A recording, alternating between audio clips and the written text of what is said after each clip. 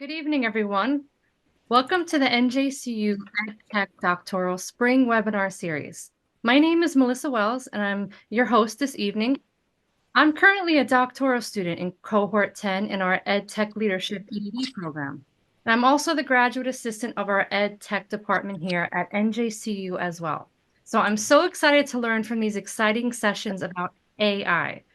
So over the next few weeks, we have an incredible lineup of educators, experts, and researchers who are going to share their latest developments, opportunities, and challenges surrounding the use of AI in education. Now, as you guys all know, artificial intelligence is opening up new possibilities to enhance student outcomes, expand access to learning, and support educators. Now, throughout these sessions, we're going to explore several key topics. There will be time for questions and answers at the end. So during the session, please feel free to comment or ask a question in the chat box. All questions will be answered towards the end. So these webinar sessions will provide a platform to engage with these AI complex issues and inspire thoughtful debate on how best to leverage AI to create more effective and human-centered learning experience. And again, guys, we have such a diverse community of leading minds and educators gathered here today, as what I see in the attendance. And again, I encourage everyone to be active participants so that we may all learn from each other. So during the session, you guys can, state what state you're from, what district you're from. Just engage with us so we know who we're talking to. All right. So again, guys, thank you for being here today. And I look forward to this educational discussions that we're going to have ahead. Now, before I introduce our presenters this evening, I just want to speak briefly about our department at NJCU EdTech and what we offer. All right, so as you guys can see here, the NJCU EdTech department's nationally recognized, first nationally for affordability and student-centered earning in the EdTech department. We're third nationally recognized as an online technology program for the MA program and ninth nationally recognized for affordability and return on investment on the EDD program. And again, guys, I'm part of the EDD program. And if you have any questions about this program, please feel free to email me or put your questions down in the comments. So our degree programs, we offer an MA in Ed Technology, another MA program in Ed Technology with specialization in school library media, which both of them are 36 credits and it's fully online. And also the EDD program, that's 60 credits. It's a 3-year program. And again, it's fully online with a 1 in-person week for Summer Institute. So you have to go 3 times in the summertime just for a week. We also have certificate programs for Assistive Technology Specialist Certificate. So it's 1 year fully online, 5 courses total, which are 15 credits, and 3 courses fully transferred to the MA program. And then we also offer the STEM certificate as well, which has the 12 credits, and some of them can transfer to the MA program. So again, I'm going to leave the link and our number and our email again in the chat box. So if you have any questions, please feel free to, tell us today. All right. Now let me introduce you to our speaker for the evening. Dr. Dana Mason, as you guys all know her, is an adjunct professor at New Jersey City University. And she's also the professional support service specialist in the EdTech department as well. She had 18 years teaching experience in the Bayonne public schools. She began her teaching career as a high school band teacher, where she worked to blend technology and creativity into teaching, and later transitioned to the technology department. This inspired her to conduct her doctoral research on professional development concerns and solutions in STEAM education. Dr. Mason is a recipient of the Honeywell Educators at Space Academy Scholarship, where she participated in training with the NASA facilitators in Huntsville, Alabama, and qualified the following summer for advanced training. It was here that she learned how valuable the infusion of the arts into the STEM model could be in education. Dr. Mason has had the pleasure of teaching STEAM to middle schoolers in China, and her research has been published in the Instructional Technology Council Journal, as well as Emerging Technologies and the Future of Technology in the Classroom, and the Handbook of Research on Current Trends in Cybersecurity and Educational Technology. Additionally, she's the lead educator for We Are Gutsy, Inc., supporting teacher training for character education. She has presented for educators at a variety of conferences, for we all know Dana has so many presentations that she does, including the Space Exploration Educators Conference at Space Center Houston in Texas, NJTV Learning Live with NJDOE, and the NJEA Conference. Dr. Dana Mason was also named the 2020-2021 Teacher of the Year for Henry E. Harris Community School and was also a finalist for the Albert Einstein Distinguished Educator Fellowship in 2022 and 2023. So everyone, that's such a great bio, Dana. Lovely. Everyone, I'm going to introduce you now to our presenter for the evening. Welcome, Dr. Dana Mason. Hi, everybody. Thank you so much for spending your evening with me. I'm really excited about tonight's presentation. All right, so as we get started, we're going to go through, this is, we're doing we have a fantastic lineup of all the different applications in AI and so many great presenters from our doctoral program here in the Educational Technology Department at NJCU. So today is just kind of scratching the surface. AI is a really big oversweeping kind of thing, and we're going to break it down into some manageable bites and have some manageable bites of things to start with that you can enter into your classrooms with and work with your students and your colleagues and just have kind of a starting point to go so that you can dive in, get some things to work with, and then also other things you can pursue in your own personal and professional growth with this. So here's what we're starting with today. I'm not going into presenter mode because there's a couple things I want to demonstrate. So my computer's been freezing. Please bear with me. I just want to go back and forth as easily as possible. So our quick agenda, just so you have an idea, we're going to start out with what is AI, the evolution of AI, how does machine learning work, some uses for AI, teacher preparation support, student activities, and resources, digital swag. So I made a document of digital swag, and it's basically all the resources from this particular presentation and a couple of extra things that you can look at and kind of explore in your own time. You'll be able to view it. I'm going to give that to you about midway in the presentation before we start doing links and all kinds of other stuff. So you'll have it. You don't have to stress. Don't freak out thinking, oh my God, I got to get that link before it's off the page. Not a problem. You can also take pictures of anything you need to when we're going through the slides and the presentation. And I'm the kind of person where I like to ruminate on stuff, and I have thoughts afterwards. That's where my questions come. But some people are great thinkers where they have questions in the moment. So if something's not clear or you need a little more explanation, or you just thought of a great thing you'd like to share, come off mute, interrupt, whatever you have to do. That's not rude here. We can go back and forth. And we also have the chat tonight. So share whatever you like in the chat. If you could just make sure that your name reflects what your actual name is, we'll be able to make sure you get professional development as well at the end. So let's get started. So what is AI? Huge question. It's burning on everyone's mind. And it feels like it's something that it's been around a while, but it feels like it just creeped up out of nowhere last year or maybe a year ago, a couple of years ago. And now we feel like, oh my gosh, how do I get this into my classroom? And that's a normal feeling because the capabilities are amazing, and we're finding there's challenges, there's opportunities, there's so many different things to explore. And we have this burning desire of, okay, how do I get this out to my kids? I know this is important. I know this is impactful. What do I do? So what I'd like to do is start by kind of talking about what AI is and looking at it in some manageable bites. So AI is artificial intelligence, and I have this little infographic here because it brings me a little more peace when I think about this subject. AI is not something that's always intrinsically a topic because it's a new thing, and it's constantly changing. Huge bucket. It is just this big, I mean, I think of it sometimes in this big dumpster category of everything that has to do with a variety of machine learning and many other things. So there are categories within AI. And when we try to kind of latch on to something, it feels like there's always so much more to learn that it's hard to do. So a wise person in my life once said, you can't boil the ocean. You can't always drink from the fire hose. We've got to take it drop by drop. And that's exactly what we're going to attempt to do in this first session to make it a little easier.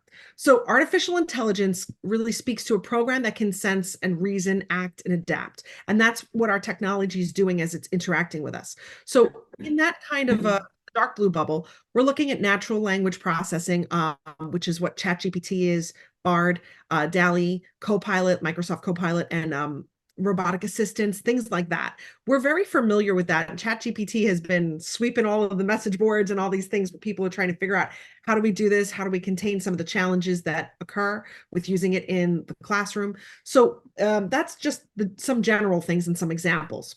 Within that same bucket, we've got machine learning. And machine learning talks about algorithms whose performance improve as they're exposed to more data over time. So some good examples of that could be spam filters, product recommendations, social media optimization, voice to text, predictive text. I like the voice to text and predictive text is something that we can all kind of relate to. And I know whenever I'm trying to do a quick text and I'm just doing the voice thing, it comes up really accurately. Sometimes it needs a little help. And I have to go back and edit as usual.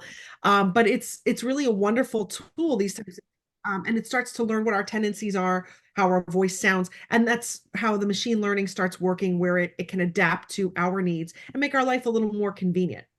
There's another category called deep learning, and we're not going to spend too much time on this, but I do want to make it known and, like just uh, kind of touch on it today because it's an important thing that's a little bit more in depth. So it's a subset of machine learning in which multi-layered neural and like neural networks that they're going to learn from vast amounts of data and be a lot more able to reason and kind of make different types of decisions. Example of this is going to be customer experience chatbots.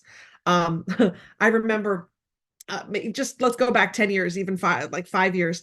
You'd call in, you'd need help, and hi, you've reached whatever company. Please tell us what your problem is, and we'll direct your call.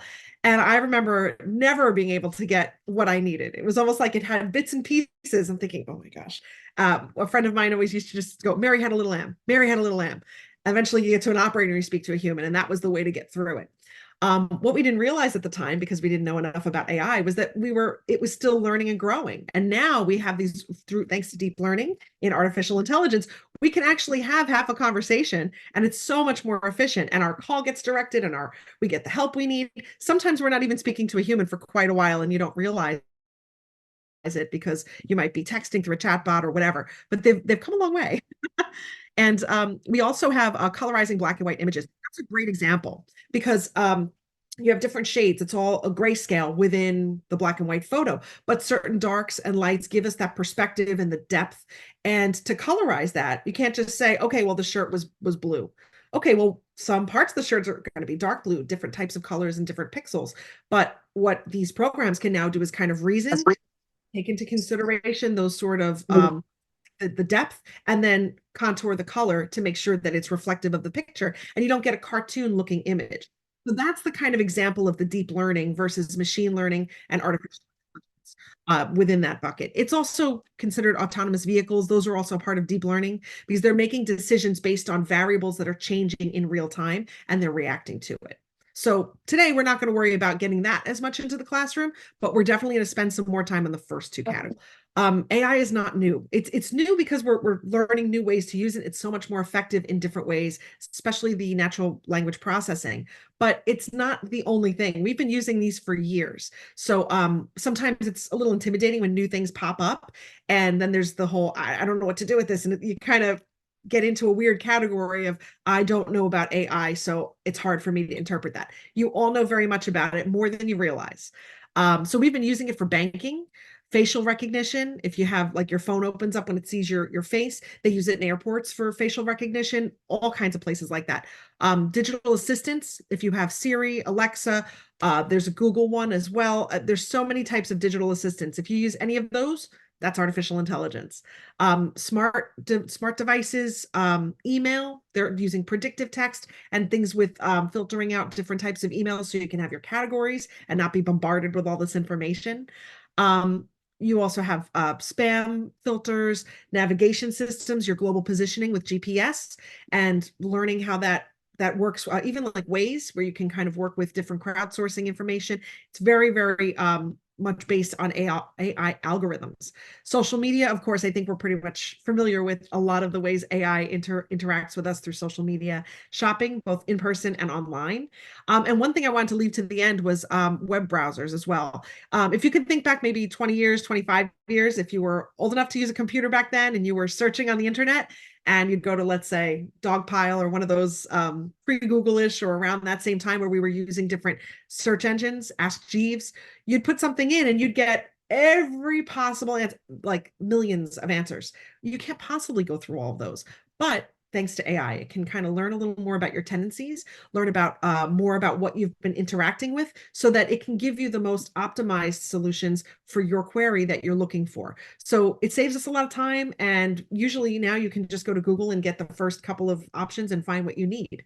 So these are ways that AI has really helped us broaden our personal and professional practice while also giving us, a little more efficiency in what we're trying to do. So these are ways, don't think that it's super new and it's a whole new thing to learn. We've been interacting with it for quite a while.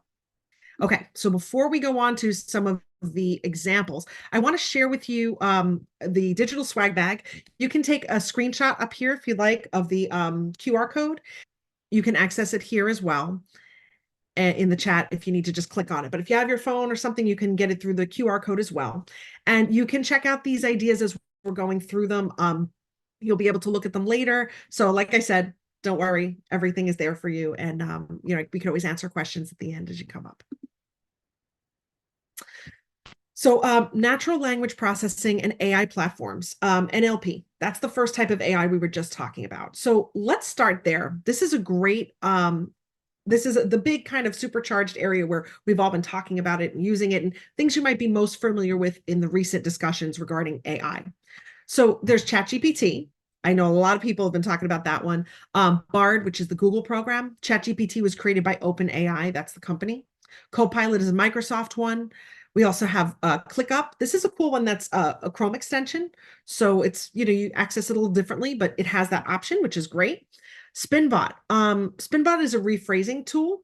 So I like using some of these. We'll talk about how to integrate it, but specifically Spinbot is wonderful for English language learners or developing writers of almost any age, or those of us who've been writing a long time and feel like we're talking about something in such detail that we need to differentiate how we're approaching the discussion. So you're looking for new words, you're looking for new vocabulary, or just new phrasing. You can put it in Spinbot and it'll give you 10 options or however many it can come up with. And it allows you to you might not even pick one, but it gives you ideas to start thinking. And as an idea prompt, these are fantastic tools. Instead of spending wasted time trying to think of the solution, coming up with where do I start, getting distracted in the process, this helps you really cut right to what you need. So it unlocks your higher thinking abilities. So OpenAI Playground. Now, this is kind of neat too, because ChatGPT was created by OpenAI. But the OpenAI Playground app is kind of like an alternative to ChatGPT. It's a content creation and an idea generator sort of platform. So you can still put your questions into it, and it helps you prompt to start to brainstorm a little differently, come up with new ideas, and refine your approach for what you're trying to hone in. These are really cool too, especially if you're teaching in with 21st century learning. This is going to be something that's going to be important with kids as they're coming up with new ideas for projects or solutions to challenges that you give them in the classroom. So these are great things that you can interact with and start implementing. These are some suggestions and ways that teachers can use them. This is good for efficiency day to day in the classroom. I know if you're in the K to 12 situation, and even if you're in higher ed, there's a lot to do, but K to 12 is very structured in the sense where we have back-to-back periods. You have prep, you have your lunch, you have little pockets of time here and there, but oftentimes you're needed in other ways. You're going to be handling things that are happening in the moment, preparing for other classes. So a lot of your preparation work is not happening between 8 a.m. and 3 p.m. or whenever your school hours are. That's going to happen in the evening, in the afternoons, on the weekends. And it always spills over because that's the nature of what we do. And I know teachers are always so proud to be able to do that. What we're preparing for our students is the best possible product that we can do. And it's important. We're not leaving it to last minute. That's why it takes so much of this extra time. So if you have a tool that can help you from time to time with productivity and make those little, maybe certain tasks a little easier and take out the menial work, or just allow you to lock in and really get right to the meat and potatoes, it unlocks your ability to think on a higher level for problem solving. And instead of wasting all that brain power on the minutia of, okay, I have to think of this, or wasting time, this really will help you kind of lock in. So some of these suggestions we can talk through a little. For example, if you're writing a parent letter, oftentimes we have to convey information to parents throughout the day. If there was a well-being issue in school, or a child left something at home, or maybe they got sick or hurt, or maybe they just, you're following up because they're not doing so well this marking period, and you need to get the parents involved. Or maybe there was a behavior issue, and we're a little supercharged because, it was a little triggering that day. That happens. We're all human. What you can do is, using ChatGPT, you can ask it to develop an entire letter. And you can also pick the tone that you want, where you want it to be more of a gentle tone. Do you want it to be a little more direct? And these are types of things that'll be able to help you, instead of sitting there toiling. How does it sound? It'll give you kind of an example, and then you can take what you see and adjust it. It's not going to be perfect because AI is always still learning. Whatever goes in, we want to make sure that you're putting that human touch on it, so that it is what you need. But I can show you an example. I wanted to save a little time, so I entered in a question earlier for parent letter. Here we go. Please write a letter to a parent from a teacher, gently letting them know that their child may fail the marking period. Um, it's a heavy topic, and it's something that you really want to have that sensitivity, letting them know that you are doing what you can, and you want to meet them where they are, but they have to know what's going on. So something like this can be a little awkward in the beginning. And sometimes we develop our canned responses, but they might not be a one size fits all. So when you have that, you want to be able to manipulate it a little bit and kind of work on making it personal. This helps. So you can kind of see what some of the response is.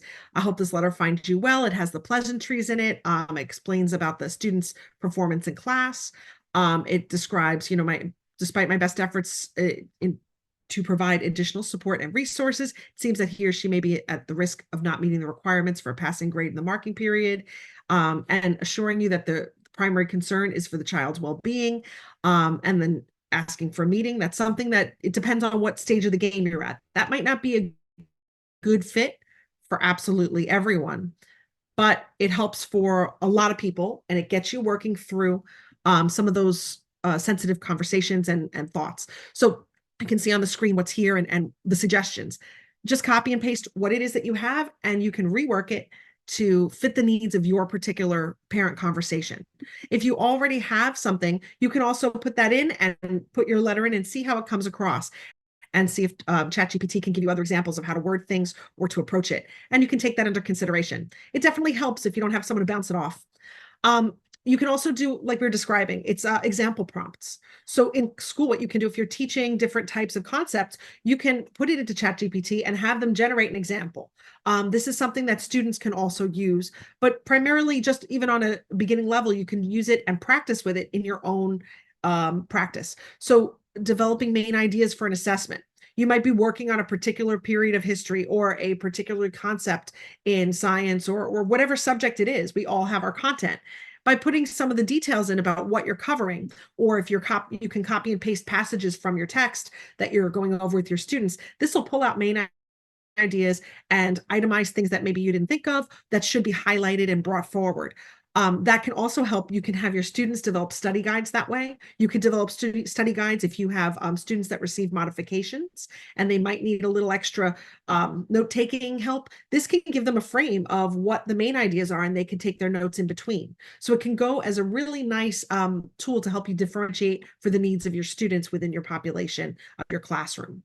You can also develop your quiz or your test questions that way. If you have your main ideas or certain things that you've done in class, you can kind of bridge what you get from your ChatGPT query and then also add to it to expand upon it. You can also use it for lesson planning. We lesson plan every week. Maybe you're doing a huge unit. It'll help you break it ways that maybe you didn't think of the first time, or make suggestions. It won't be perfect, I can guarantee you that, but it will allow you to kind of go through it and think different thoughts and find a way to organize it and save a lot of time in the process. I also like this. Before I was a technology teacher, I taught music for 10 years. And so developing rehearsals, meetings, even coaching sessions for different backgrounds and contributions to education that we all have, this would be a great way to develop those types of structures. So if you want to schedule for your meeting, your rehearsal, your agenda, ask ChatGPT, see what it comes up with. Another one too is a recommendation letter. And if you go right into it, you can put in, please write me a letter of recommendation for a student that is applying to technical school, or based on these requirements. You can give it as much detail as you want. You can copy the like what the requirements for that scholarship or that application would be for the recommendation letter, and put that information in. And it'll give you a whole breakdown of what the letter should be, how to start it, how to end it, who to address it to. So things to consider. It might not be exactly what you would choose to do, but it'll give you starting points so you can make decisions as an example prompt, and then you'll be able to finish it up quickly. I remember one of my first years teaching when I had to write my first letter of recommendation. So proud of this kid. I wanted to give him the best possible step forward on this recommendation letter. And I'm not kidding. It took me like 3 hours to write because I didn't know where to start. I didn't know what to do. I second guessed myself, got a little distracted on the way. And then I came back to it and I was going back and forth and I'm like, I don't even know what to write about this kid. He's just awesome. Can I just say that and like give the people a hug and like walk away? No, of course not. So in that case, this would have really helped me a lot because I would have had something to work from. So it just saves a lot of time and gives you some things to consider. And at the same time, I've alluded to it before. I'm just going to hit it a little heavier right here. Remember that AI is still learning. So whatever we do, the nature of AI is whatever we put into the system, like ChatGPT, for example, if it's in that ecosystem, it's learning every time someone communicates with it or puts something in. So what worked a year ago or didn't work a year ago would work now. For example, I was messing around with it with a friend of mine because we were just so excited to test this out, a little scared, but mostly excited. And we asked for it to create a whole syllabus for whatever, some class on whatever the topic was. It created 15 weeks worth of content, all the prompts, all the readings, all the resources. And we were like, oh my gosh, what this takes care of everything. And then we dug a little deeper and none of them existed. They sounded fantastic. I can't even begin to tell you. All the titles sounded legit. I was so excited about it, but we never actually, they didn't exist. So they're good ideas and other things, but it did give us ideas of content to cover so that we would, if we were teaching a class like that, some important ideas and what are texts that we would look for, things that are related to these topics. So I always bring that up and I give that example to people who are learning about it because many of our students just think it's the fountain of endless answers. You're not going to a natural processing language platform to get a like exact answers. You're not looking up the test questions, you're designing them, but it's not going to give you the exact answer that you want. And students a lot of times come up with the idea of plagiarism and they think they're just going to have ChatGPT do a lot of their work for them. Where ChatGPT can be included, it really shouldn't be the be all that ends all. We need to use our brains still as humans. No matter what, we're always going to need to do that to discern what we're going to use, what we're not going to use, what's the best form of solving these problems. So this example is an accuracy scavenger hunt. You can do this with your students and make it a lesson where you explain how AI works, how the ChatGPT natural language processing works, and different ways that you can use it, how it's a great modification tool. It's awesome for students that are working with any sort of IEP. Sometimes they'll need stuff for language or helping them with focus. So this would be a great way of, instead of taking 20 minutes to get started, this might focus them right away with some of the answers and structure that they need. In this case, what I do though is explain that it's still learning, just like we talked about. So I'll put together an accuracy scavenger hunt. And what'll be good is that you can ask ChatGPT things, and then all of a sudden you're going to get all this dump, just like I was mentioning about the 15-week course that it developed.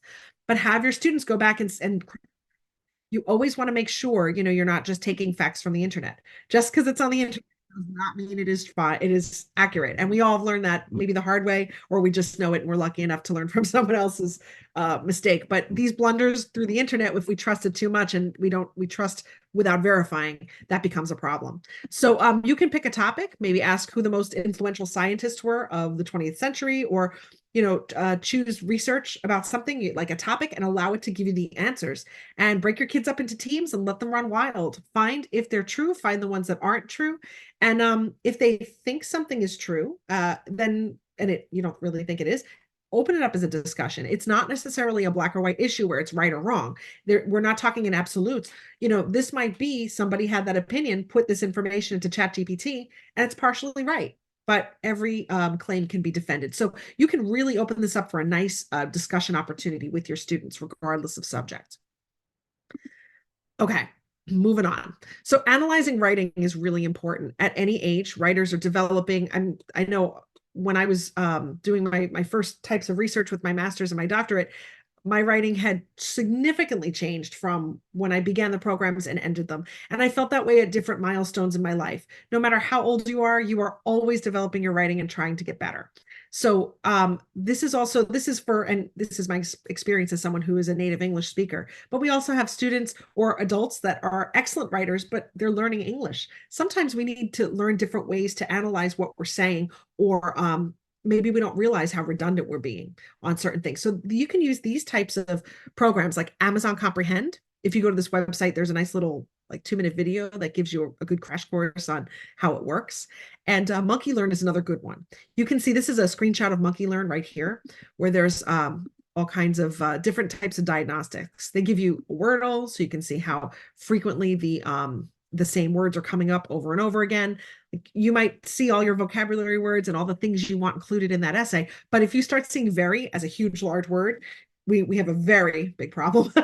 So we want to work through that to kind of adjust that. So maybe we don't need to use very as much. It's not adding as much as maybe a different type of word. And those are discussions students can have. It also tracks the tone. You know, are you informative? Are you neutral? Are you too positive? Are you too negative? Are you too personal? Certain types of writing removes the type of pronouns that we're working on if you're doing more academic work. And other students have different issues as they go along. But these are all different suggestions on what you could possibly reword, what you could work out differently. And it helps students self-direct in these types of environments where they might not have someone at home they can ask. It might be a language issue. They might just be working really hard independently. And if they don't have access to their teacher, then that's lost time on assignment without being able to ask questions. So this kind of might be able to help them kind of fill in the gaps and make some responsible decisions about improving their writing and taking some positive risks in expanding and exploring. So those are nice options. But with everything, when we're starting to dabble with AI, we have to make sure that we are not plagiarizing. And it brings up the discussion of plagiarism. So my first thing that I always say is before you are working with your of these natural language processors within your classrooms, find out what your school's policy is and your technology policy. It comes down from the top. So, you know, there are people who truly understand what you're working with. I was in a great district where they really understood a lot about what was happening. So we had a lot of progressive decisions made to make sure that we were helping our students the best we could while also maintaining security and ethics. At the same time, though, these things come up and they're very new. So there might not be a strong policy in place yet. So, you know, drive that conversation and ask about it. Sometimes too, I know early on, there were districts all over the country that were just saying, nope, this is cheating, ban it. And where that is one solution, we just can't ban everything that we don't like. I'm not criticizing it because I'm not in that position, so I can't say what's good for a population that I don't know. But what I can say is that sometimes when there's a strong ban on something, we don't learn to work with it, and so this comes with a host of opportunities using AI, ChatGPT, and other things like that. If we're able to harness it the right way and teach our students ethics and how to use it properly, this could really blow things open and help so many kids that are in need of special education modifications or just need a little productivity help. And this is a great tool for it. So these are some different types of platforms that will help. GPT-0, Scribber, and it always sounds funny when I say it, Scribber, and Zero GPT. If you visit those, the links are in the digital swag.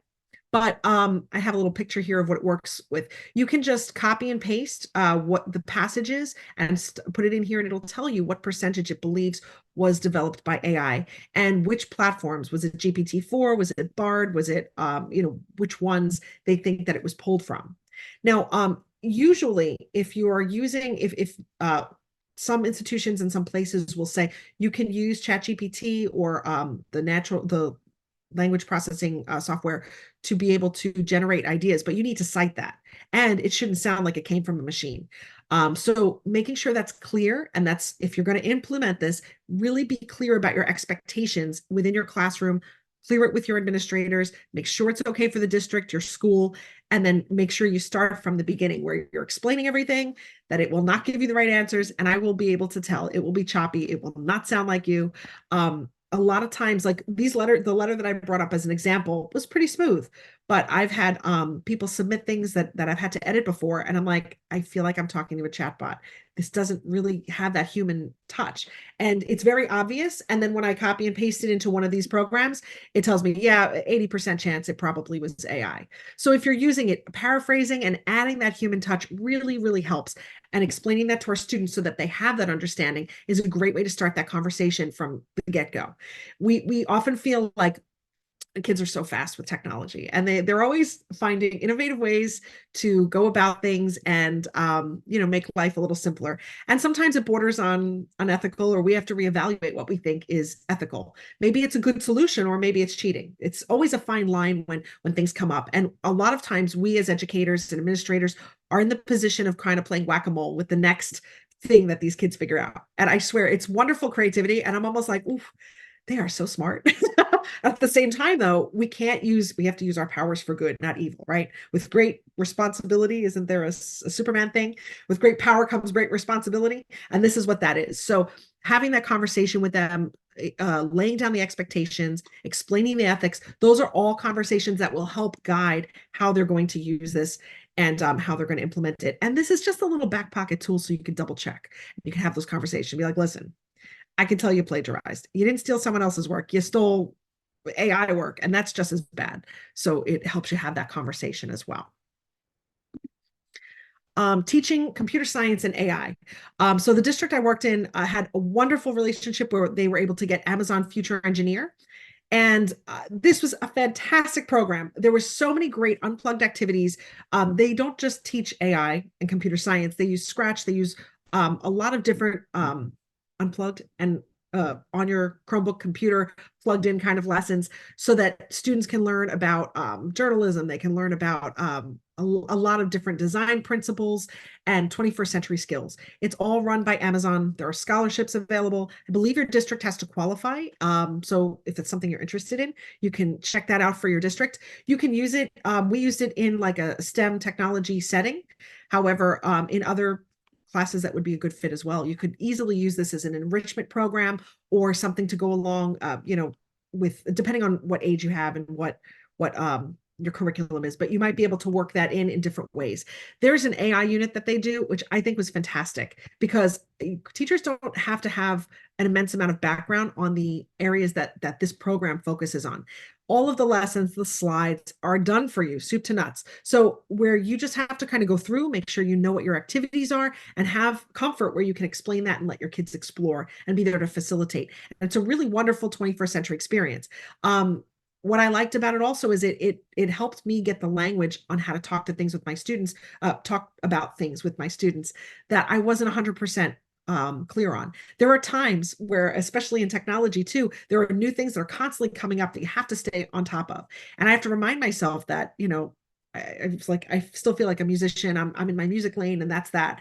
But really, technology is the kind of thing that's a medium. You could be an accountant, you could be a musician, you could be, an athlete, whatever it is, there's going to be technology that you need to harness. And as AI and other things are opening up, this has to be a medium of expression for all of us. So it doesn't matter, oh, I don't do that, I'm not a technology person. We are all technology people regardless. So this is a great thing to help connect with your students. There is a link here. It's also in your digital swag. On Science Friday, had a great way it's like a game that students can design, and it's an AI following matching kind of game. It's really cool. And they design it themselves and interact with it. It's great for an enrichment plan. You got a few extra minutes at the end of the day, put it up as a link and a challenge for your students to work with. It's a lot of fun, and it uses Scratch and a few other things that we use with Amazon Future Engineer. So where it's not the same program, there's a lot of similarities. So test it out and see if that's something that you might feel excited to do with your students. You could use that as an after school program as well, like a video game developer kind of club or something like that. You can find different ones that use AI where they're learning about that, but at the same time, they're also having fun with other things that are related to computer science. So as we move on, I really like looking at a lot of these images, and a lot of kids are very visual. I'm a proponent of convergence education. I think there's a lot of benefit to it. And I know that it's not always easy to get in from the beginning because we all have different curricula and things that we have to work with. So whatever I could find that kind of helps sneak the different things all together so that we can have a convergence education environment for our students to develop them in 21st century learning ways. I feel that they're very impactful. So I'm always looking for little cute things to do. And when you're working with AI, especially the image creation, it's really a very beneficial and fruitful way of working that into your lessons. So you have this one, DALL-E, that'll help you create AI images with text prompts and other things. So if you just put in um, pink squirrel eating pizza, you can put that in and it will develop based on what you wrote and what tendencies are in terms of how people think and the other things within the platforms of AI. It's going to develop an image or versions of this image for you to choose from. And it's really cool to see what they come up with because sometimes it's pretty much what I had in my mind, which is a little scary. And other times it's not. Other times it's like, oh, I didn't think of it that way. Like maybe you have an idea of what that specific text meant, but maybe there's another way to interpret it. So it's definitely something that stretches you as you think about it. It's kind of exciting and fun to play with. Um, there's also Azia, so I can show you that. My other window dropped down a little. Hang on. Um, that is over here. So again, links for all these are in the digital swag, so don't worry. But what you do here is these are AI images. It's like a repository or a database of all the different types of things that artists have created using AI. So you type in, I just typed in candy tree, and these are some of the images that have popped up. If you hover over it, it tells you who the creator was, their screen name. You can click the three dots for a lot more, and you get your kebab that gives you all this information, where you can remix it, you can download it and keep it. You also have credits, a certain amount that regenerate, so you can download a certain amount of images, and it kind of gives you a little prompt that explains it, right? And it shows how it was designed and what some of the things behind it were. So it's kind of interesting. You can use these for visual thinking strategies if you use that in your classroom. And VTS is not something that everyone uses, but some of us are quite familiar with it. That's the next thing on the slide. I'm going to show that to you here. The New York Times has really participates in it quite well. They get these fantastic photos and they have this wonderful thing called How to Teach with What's Going On in This Picture. And the article is there for you. Within this article down below, there's a video, about 5 minutes. It explains a really great way of interacting and getting it into your classroom. And what this is you've got pictures that are posted without any description. And so you have the opportunity to look at these pictures or your students as well, and you can use it for whatever you want. Think about it. Critical thinking and creativity doesn't just happen overnight. We have to practice it. So a picture a day gets us to maybe try to fill in the gaps and decide, what do you think is happening? Let's be critical thinkers together.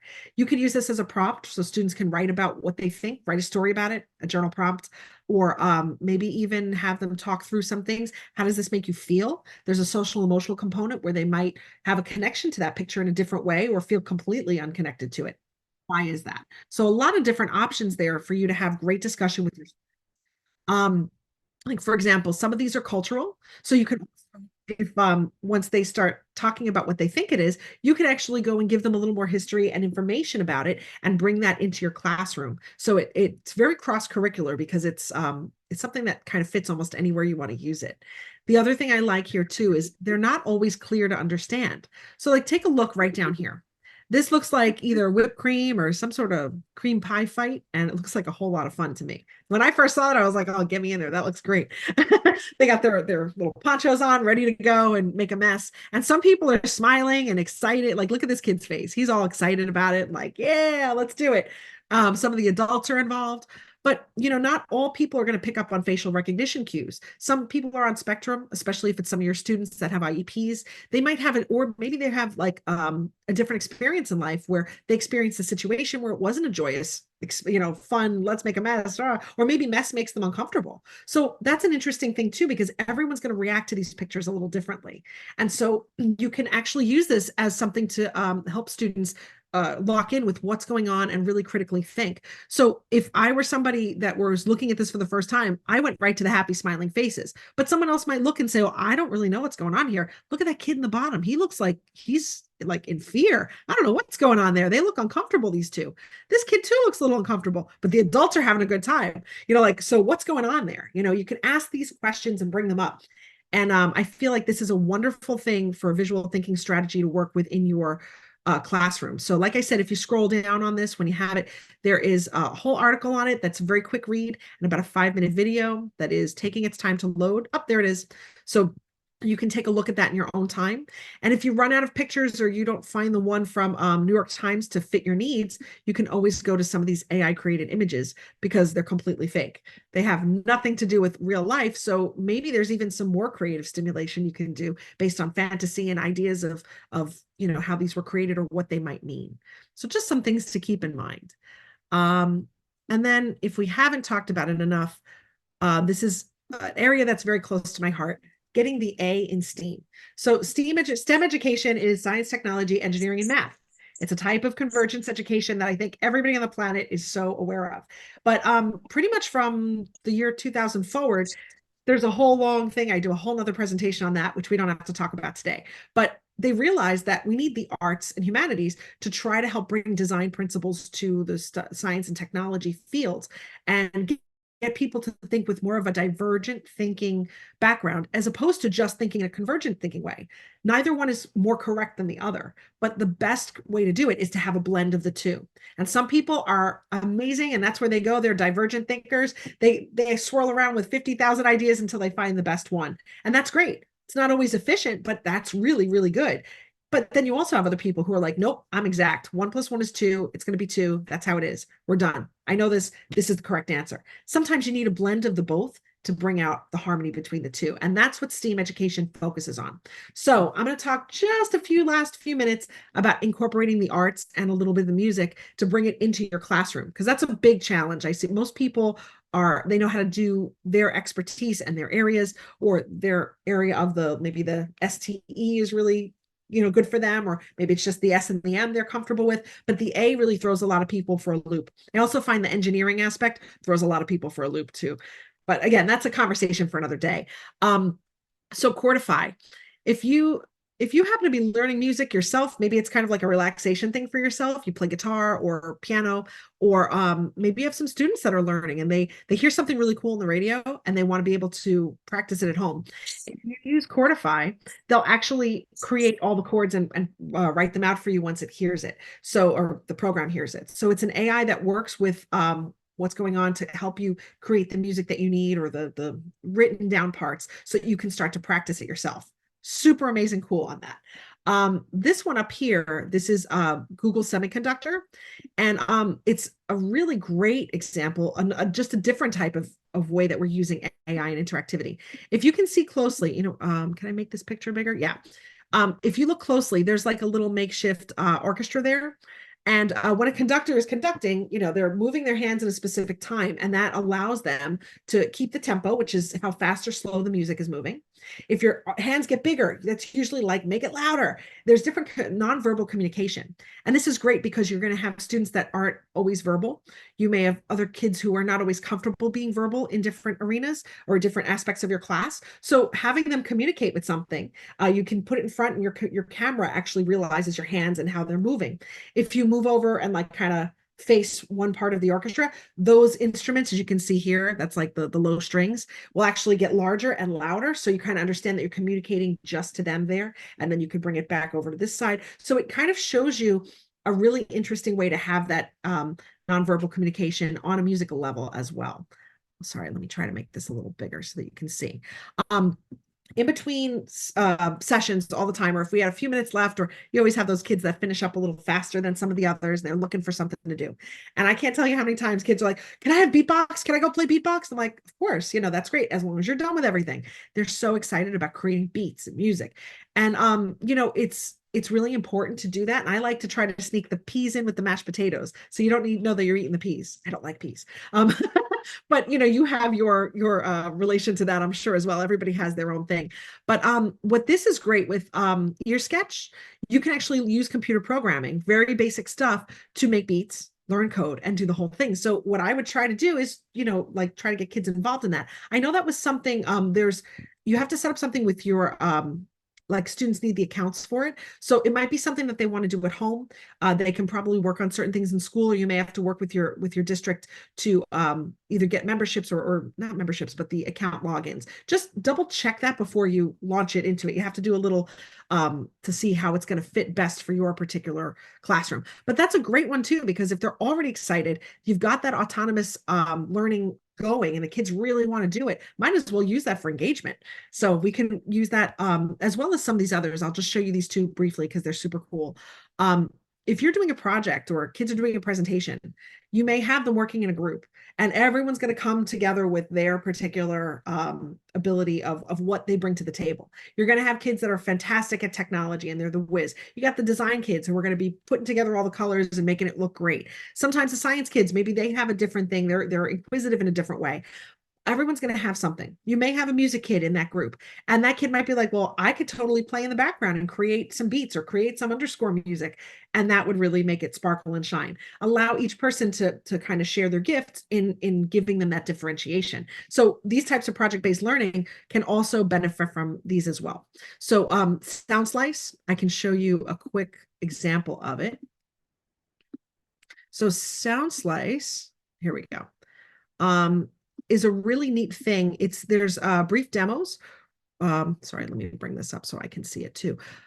Where what happens is it listens to whatever's playing. So it could be an ensemble, it could be a recording, something from YouTube, and it's a transcription. So it will actually transcribe and give the meter and the key and everything. And so this is an ensemble. I'm just gonna hit the bottom real quick to play it, and it'll actually track and show you what notes are being played at what time. And it's going to put everything together. You can actually see the different tracks too, based on what's listening to.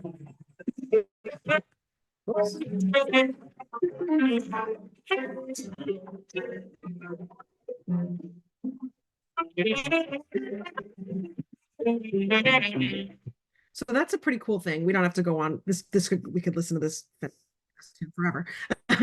I will show you one other where it's just a solo instrument or primary solo section. I play clarinet. That's my bag. So I'll show you my favorite one here. They have a great example. Rhapsody in Blue has this fantastic, famous opening that is a clarinet smear that goes all the way up. And kids all the time, if you're that want to play it, because it's what your instrument's featured on. So I'll just play this really quickly, and you can see it'll track you through and show you the exact notes so you could play along with it. And that came from a YouTube video.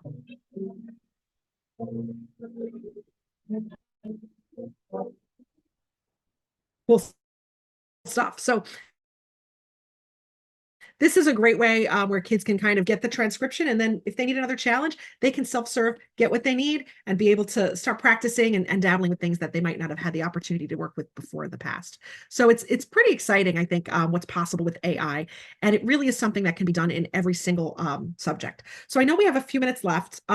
Before we conclude, and I want to take questions, because I'm hoping we have a few. If you have questions like beyond today, that's totally fine too. You can email me at dmason@njcu.edu. I would love to talk AI with people.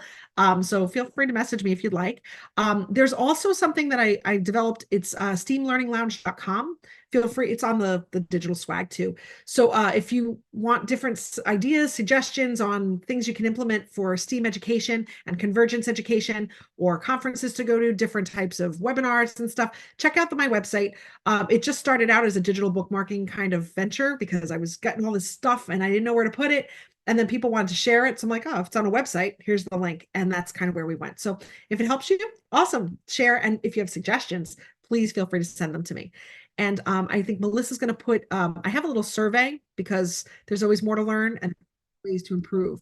So if you have ideas, suggestions, I'd love to hear what your feedback is. So please feel free to take 2 or 3, just answer. I think it's like 3 or 4 questions at most, and they're pretty simple. But I'd love to hear your feedback and your suggestions. In the meantime, I guess I should ask Melissa, is there anyone in the chat that has questions or anyone that wants to share?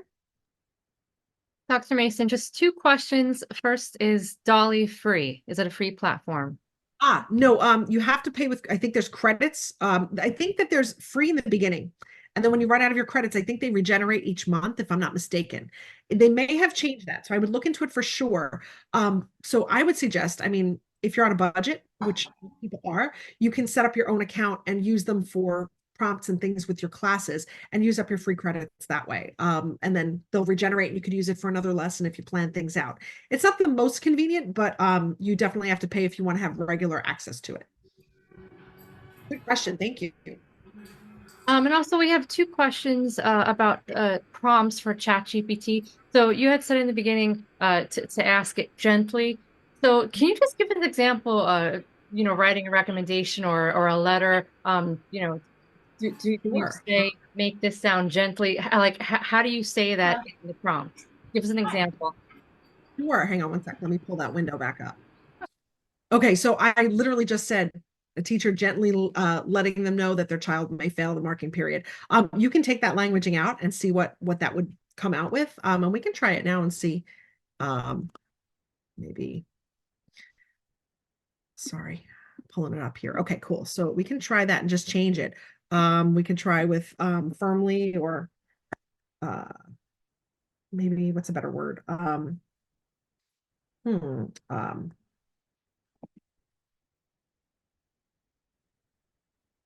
let's see if that changes it. Okay. So they have different responses that you can work with in it. So I'm writing some concerning news regarding this academic performance. Oh, it's still coming up. Yeah, there are definitely different ones that you can. I urge you to discuss this matter with your child and emphasize the importance of taking immediate steps to address this. Like there's a little more severity in the language, and you might need that. There might be an appropriate time for it. And sometimes, you might just want to, you've been talking to the family already. There may be a different type of language, but these are other examples that it'll populate. You can play around with that in the prompt that you put in for ChatGPT. And I like that it gave a couple of examples on this one too, because there's different things to work with. So when it comes down to it, you're the one that gets to make the decision and paraphrase. So it kind of gets you on the right track, and then you decide if it's a little too direct or maybe you need to soften it. But that was a good question too. I'm glad you asked it. Thank you.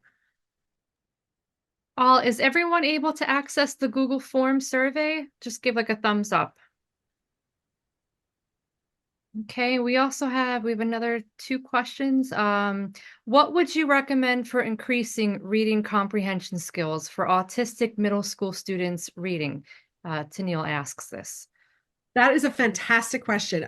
So Tennille, there's a lot, practice is a great thing, but having AI and different types of platforms and resources to help is immense. So because there's a little bit of a spectrum when you're dealing with autism, and I'm sure with the kids in your class, you may need to differentiate more. What I'm going to ask is if you can send me an email and maybe we can talk about it in more detail, and I'll find a bunch of resources and other things that I can recommend. And I can also put them on the STEAM Learning Lounge as well, because I think that's a really important aspect. We have to make sure that all of our students' needs are met, and there may be ways to do that more efficiently. So that's a great question. I want to make sure I research that and get back to you. So if you could send me a message, that would be fantastic. Okay, we have another question. Does it make sense to teach students about the ethical use of AI before diving in because of the rise of deep fake videos and other non-ethical uses? Any advice or any lessons that you may know of? That's a juicy question. I love it. You know what? I think the first thing that even before speaking to students, find out what your district stance is on it and find out exactly how they want you to approach things. Some districts might be like, it's a non-issue because we don't allow it. There's kind of your answer. But in other ways, I mean, you might want to be careful about how you're breaching the subject. So talk to your administrators about it, get your leadership's guidance on specifically how the school deals with it. You may have some districts, I know they have like strong policies and they're like, no, this is what we do. This is how we talk about it. This is how I want you to go about it. And for other ones, they're still developing to try to figure out what they're using. So first thing, I would do that. But once you have your guidelines and you kind of know how you're going to go about it, I would definitely bring up the ethics first, because I think empathy is a great way to go in terms of helping students understand what plagiarism is. And if they came up with the next great idea or the next amazing piece of art and somebody just ripped it off and sold it for half price or something, they feel violated. They probably, I mean, I asked them and most of the kids are like, I would never want that to happen. So it's a good way to start having that conversation with the empathetic side. But everyone's a little different. Some kids are like, I don't care, I want to share. That's great too, but sharing is also different. It becomes a like more of a copyright Creative Commons sort of discussion, and that's something you can work in with that as well. I think that just my personal opinion, and you have to decide what's best for your students and what's best based on your administration. But a lot of times I find that once kids start using a crutch like that, they get used to it. And then they're like, oh, wait, I got to change. I already like using it this way. Well, maybe they won't know. And then the sneaky side comes out. just because they've already gotten used to something. Like if you can get them to understand that from the beginning and use it responsibly from the beginning, I'm a big proponent for open discussion, explaining, using empathy, and then moving forward with that. So hopefully I think you'll minimize some of your issues. And as if you do see them, because kids do push the issue sometimes, right? Even though we try to prepare them the best we can.